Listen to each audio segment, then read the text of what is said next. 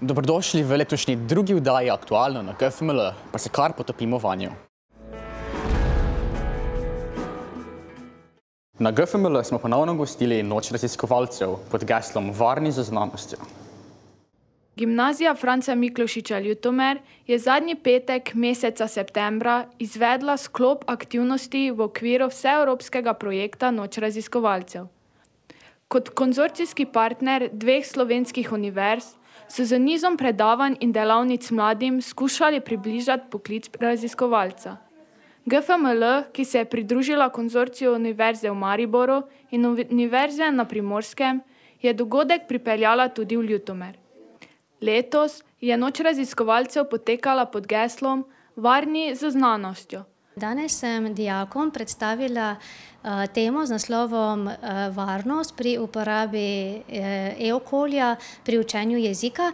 In sicer sem predstavila projekt, ki ga razvijamo, to je projekt Slovenščina na dlani.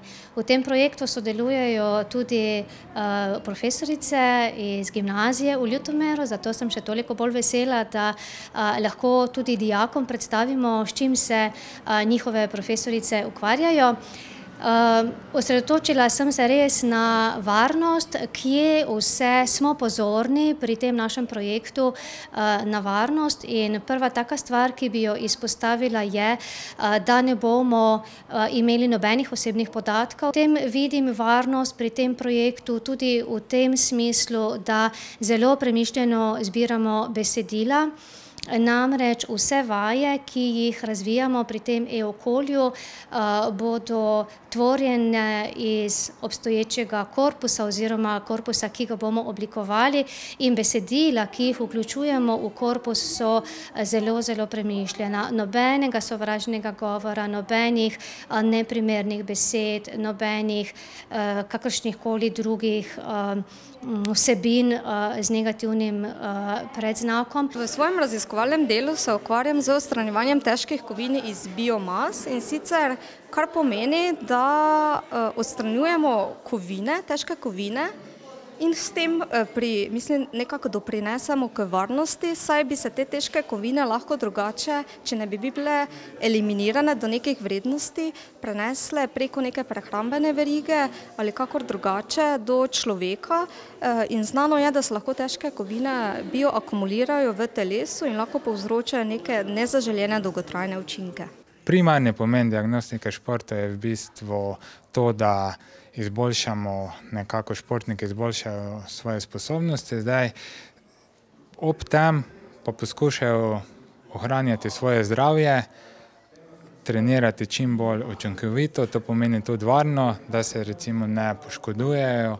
Bistvo filozofije po mojem mnenju je analiza in postavljanje neprijetnih vprašanj. In prav skozi neprijetna vprašanja lahko se zavarujemo pred ideologijo, pred večnimi resnicami, pred zavarovanostjo v pravilnost in točnost tega, kar zdaj počnemo, brez da bi v to podvomili. Tako da filozofija lahko prispeva predvsem kot neka moteča dejavnost, ki vse to, kar se v nekem trenutku dogaja ali pa kar je duh časa, preopraša in mogoče postavi neke alternativne smeri, v katere ne bi šli, če ne bi imeli filozofije. Znanje je bilo zmeraj orožje posameznika, skupnosti, naroda, človeka nasploh. V času, ko prihaja do pluralizmov resnice, take in drugačne, in tudi do kvazi resnice, je lahko utemeljenost zgodovinske znanosti, predvsem pa prezentacija iz konkretnih zgodovinskih razmer našemu človeku najbolj prvobitna, pristna informacija, na drugi strani pa je na ta način izpovedano tudi neko zaupanje. Gre za medčloveški odnos, gre za prenos neposrednega stika na sogovornika, in to dijaki so in so bili, in upam, da smo nekaj tega dijakom tudi prenesli. V okviru projekta so imeli obiskovalci GFML skozi vrsto aktivnosti predavanja, znanstvenikov, delavnic, ogledov, kreativnic, priložnost poznati, kaj znanost pomeni za naša življenja, ter kakšen je poklic raziskovalca oziroma znanstvenika. Premalokrat se namreč zavedamo, da so bila za reči, ki jih vsakodnevno uporabljamo, potrebna neka znanstvena dogajanja, znanstveni poskusi in preizkusi, da danes delujejo brezhibno in nam olajšujejo življenje.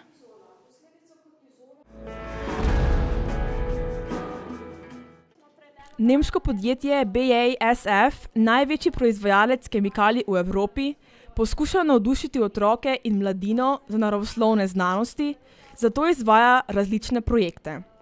V letošnjem letu je Slovenija ob Nemčiji, Ameriki in Španiji četrta država na svetu, kjer se izvaja projekt Teens Lab, namenjen dijakom srednjih šol.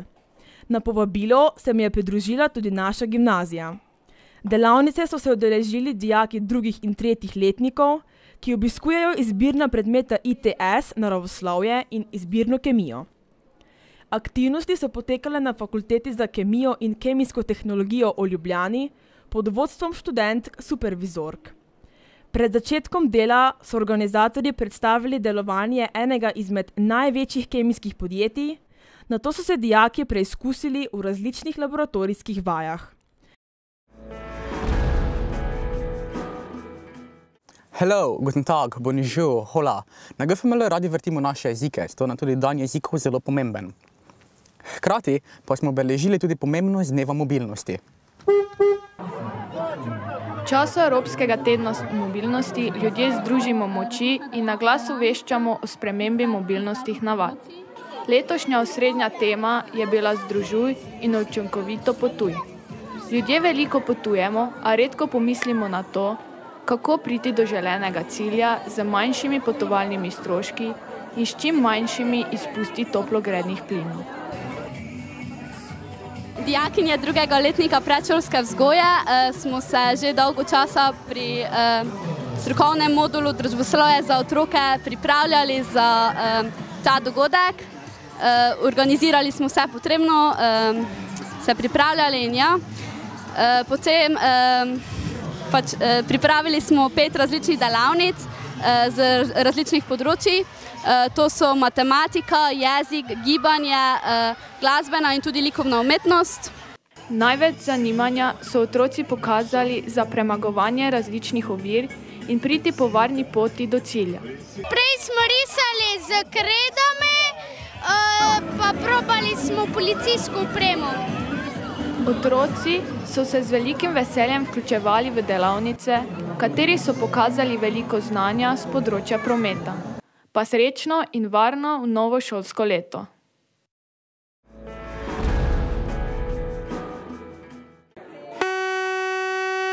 V okviru Evropskega dneva jezikov smo na GFML ponovno pripravili jezikovne delavnice na glavnem trgu v Ljutomeru.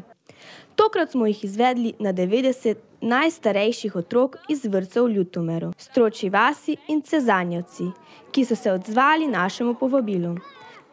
Delavnice so pripravili in izvedli dijaki seveda o pomoči posameznih profesorjev. Tako se je na trgu slišalo slovenščino, nemščino, angleščino, španščino, ruščino in francoščino.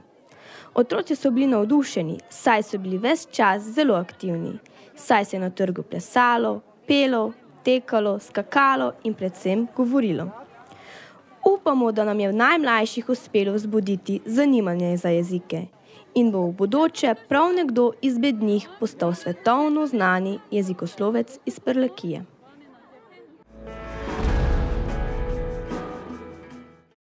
Dvaindvajseto srečanje slovenskih mladinskih pisateljev, ki vsako leto poteka v Murski Soboti, je zaznamovalo celotni slovenski prostor, vsako leto pa smo del tega vseslovesnega projekta tudi na GFML. Naši gostje so bili mednarodno uveljavljena ilustratorka Manica Musil, ki je zbranim predstavila svoje avtorske slikanice, vedno aktualna in provokativna pisateljica Breda Smolnikar, delavnica in pogovor za 4. letnik predšolske vzgoje, Barbara Pregel, literarna zgodovinarka in prevajalka, Francisko Tomiš, zanimiv mednarodni ilustrator, delavnica in pogovor za 1. V. Matej Krajnc, sodobni slovenski pesnik, prevajalec, glasbenik, ki je v 2 nastopih za 2. letnike gimnazije, 2. A in 2. C, izzival mlade. Posebna gostja je bila tudi doktorica Barbara Baloh z Univerze na Primorskem, znana po predstavitvah in študijah za didaktiko slovenščine. Naši dijaki so se udeležili MEPA na Dunaju, medtem pa smo na naši šoli gostili izmenjavo z dijaki iz Španije. In so prišli, letos v septembru. Teden je bliskovito minil. O prostih popoldnevih smo naše goste popeljali v Avstrijo, na trgatve, na Goričko, v Maribor, celo na družinska praznovanja. Z njimi smo se z brodom popeljali na otok Ljubezni, si ogledali mlin na Muri, se kopali v Banovcih, sprehodili po prizorišču snemanja prvega slovenskega filma, govorili o prvem slovenskem taboru. Mladi Španci so prisostvovali pouku, bili na Svetinjah in Jeruzalemu ter zadnji dan še na Ptuju. Skupaj smo pripravili zanimivo in napeto športno druženje, ko smo Slovenci zmagovali kot zastavo. Goste smo odpeljali v mladinski center, kjer smo bili zelo lepo sprejeti. Španske dijake pa so najbolj zanimale ovce, ki se jih niso mogli nagledati. Španci kar niso nehali ustvarjati, še bolj so se razvedrili v delavnicah na šoli. Plesali so z nami, poskušali nas pristno domačo hrano, se učili slovenščine in eksperimentirali pri lesarstvu.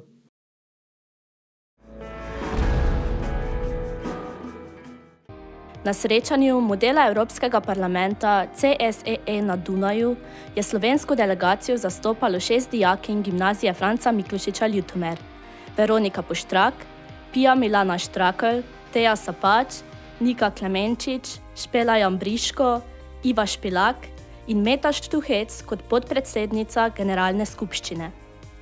Delegati so v 6 različnih komiteljih pripravili resolucije na določene teme, o njih razpravljali in glasovali. Spoznavali in raziskovali so mesto Dunaj, preživeli dan na mednarodni šoli v Klosterneuburgu, pripravili mednarodni kulturni večer, na katerem so se predstavili svojo hrano, pijačo, petjem in plesom.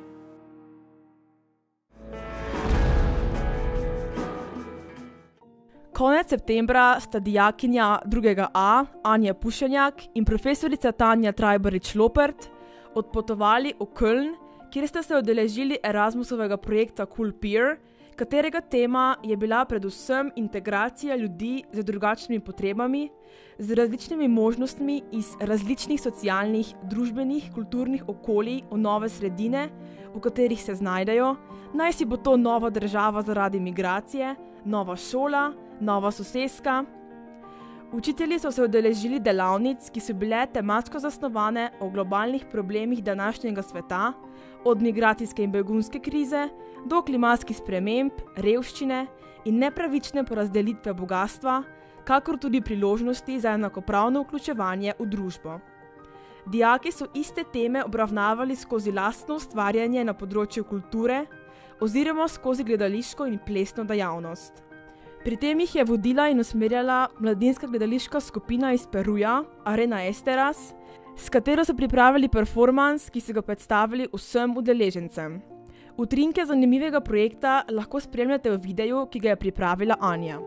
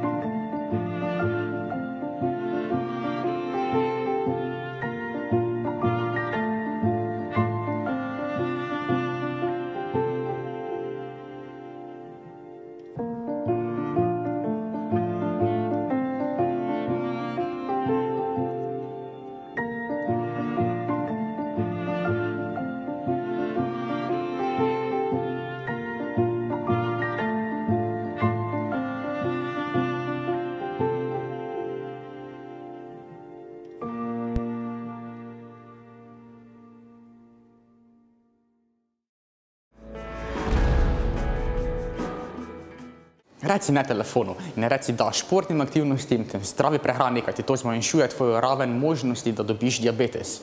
Med drugim smo na GFML tudi gostili predavanje o tej temi. V petek, 21. septembra, smo dijaki lahko prisluhnili predavanju o osveščanju o sladkorni bolezni.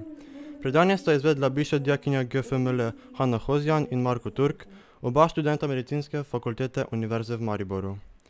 V teh 2 urah so dijaki spoznali znake za prepoznavanje sladkorne bolezni, različne tipe bolezni, ter njene zaplete in zdravljenje. Ozavestila sta tudi pomen zdrave prehrane, ne le za diabetika, ampak tudi za zdravega človeka. Pri izbiri hrane moramo biti pozorni na njen glikemični indeks, ki naj bo čim nižji, se povzroči manjši porast sladkorja v krvi, kar nam daje daljši občutek sitosti. Glukoza je bolj ekonomično izkoriščena in se ne kopiči oziroma pretvarja v kompleksnejše molekule, ki se nam nato nalagajo v telesu. Predavanje nas je obogatilo z znanjem in počutili smo se bolj pripravljeni na tekmovanje iz diabetesa. Sledi še minuta za raziskovanje.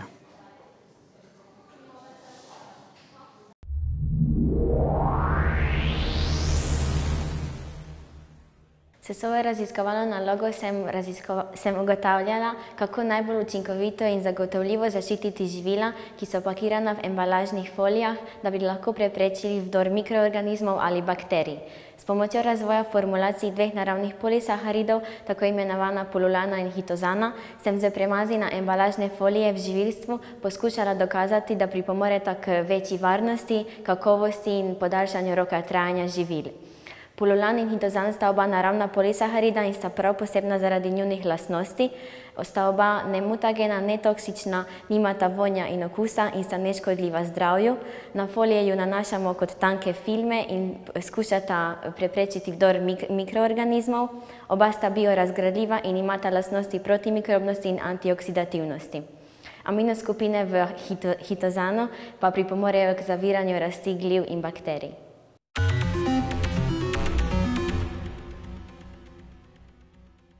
Pri eksperimentalnem delu sem pripravila polisaharide in jih nanesla na polietilenske in polipropilenske folije. Pripravila sem si več folij, reference, folije z nanosom pululana in folije z nanosom obeh polisaharidov. Folije sem pred in po nanosu tudi stehtala. Najprej sem izvedla goniometrijo, to je izračun stičnih kotov, ki pokažejo, ali je folija hidrofobna ali hidrofilna. Tako sem ugotovila, da so folije pokazale stični kot več kot 90 stopinj, to pomeni, da so pridobile na hidrofilnosti, kar pomeni, da lahko folije preprečijo proces orositve na živilih in to lahko pripomore tudi k večji kakovosti živil. Kasneje sem izvedla infrardečo spektroskopijo, s katero sem potrdila, da sem uspešno nanesla substance na folije.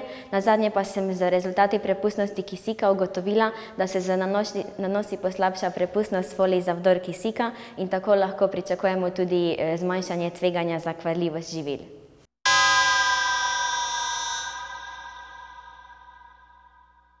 Z raziskovalno nalogo sem dokazala, da imata pululan in hitozan dobre barierne lastnosti, ki bi lahko pripomogle k preprečitvi vdoru mikroorganizmov ali bakterij in bi lahko tako posledično tudi povečale tveganje za kvarljivost živil. Tako oba naravna polisaharida zmanjšata tveganje za kvarljivost živil z njunimi nanosi in bi jo lahko uporabili za embaliranje v prehrambni industriji in moja raziskovalna naloga predstavlja majhen doprinos različnih novih funkcionalnih materialov na področju biomedicine ali farmacije. To je bilo za danes vse. Znova se srečamo v prihodnji oddaji. Nasvidenje.